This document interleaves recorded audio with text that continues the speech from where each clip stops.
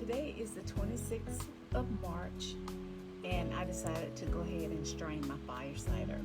I actually started my fire cider on January the 28th, and what I usually like to do is, especially doing a gallon size, I like to do mine in 8 weeks. The rule of thumb, you can strain from 3 to 6 weeks, but since I just want mine a little bit potent, and it's a gallon size, I just waited to strain mine right at 8 weeks. I'm doing it today because of some things I need to do or take care of later this week, and I'm not going to have time to strain it. So I'm right at the 8-week mark, and so let's strain it. So I had to take one of my gloves off to open my fire cider.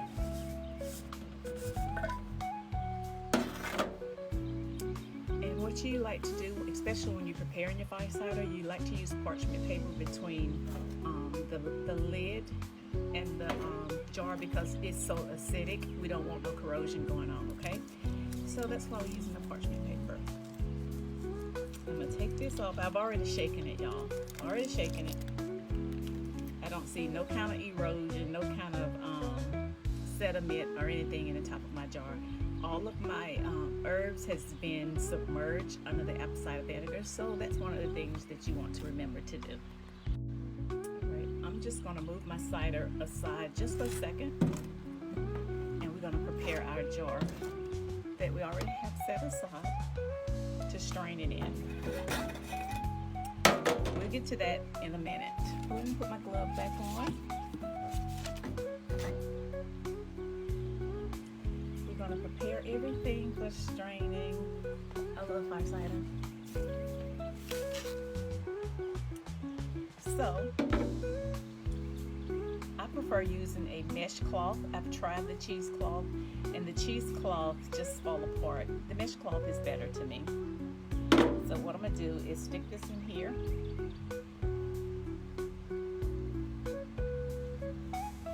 By the way, I got these cheesecloths from Whole Foods. I'm sure that you can find them anywhere.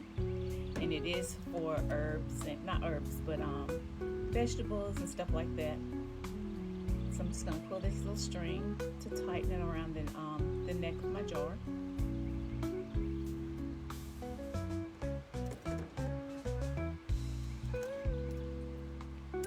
This is actually my third batch of fire cider. The first batch I made was a quart size jar, and it yielded a pint size, and we just went through that. So the second batch was a gallon size, and it yielded a half gallon. My husband told me to go do more, so that's why we're doing it this way this time. So let's start with this cider. Let me pull these slippery gloves off. Just a second. And we're going to try not to waste this. Again, I've already shaken my cider for today. So we're going to start. We're going to see how much this one yields.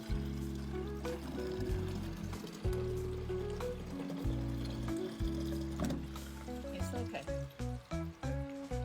Again, a complete half-gallon size like we did the last time. I'm gonna make sure I get every little drop of cider.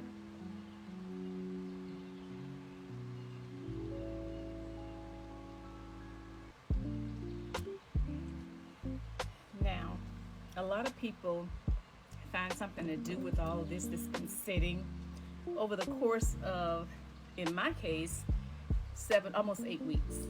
I'm just gonna put it in a bag and discard it. It's just herbs, roots, stuff like that that's been sitting in my cider.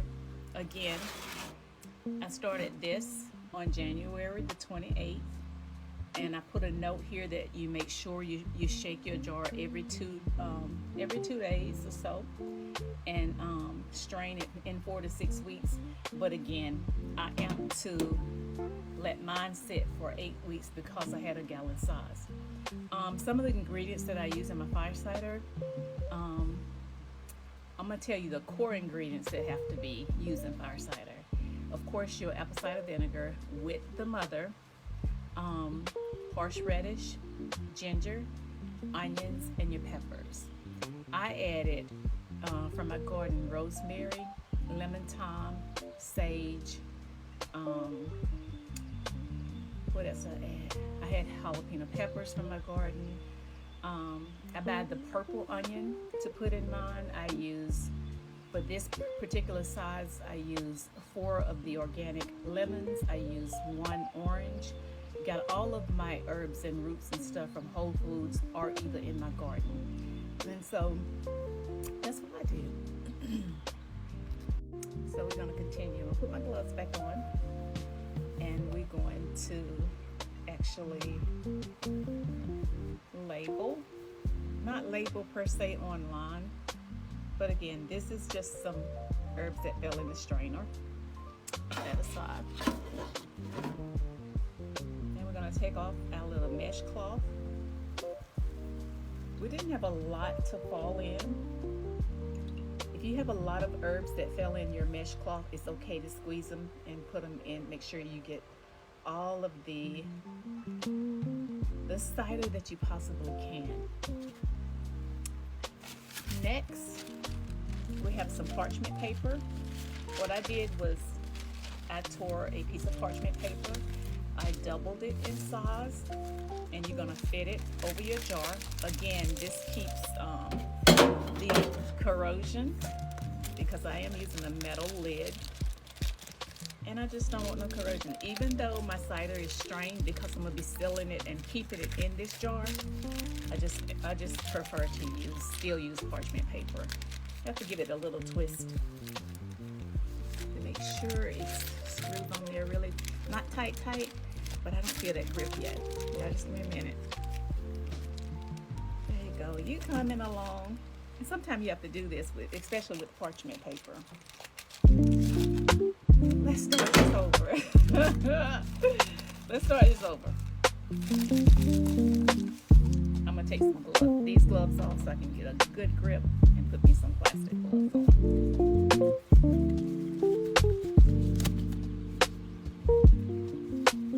Again, I really do love five cider.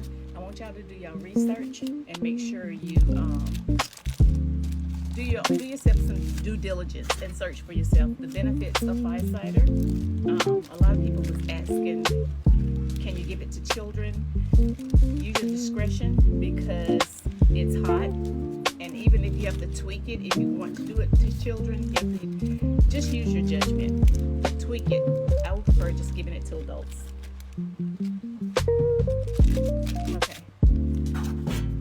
Now we're gonna cut the excess paper around the jar.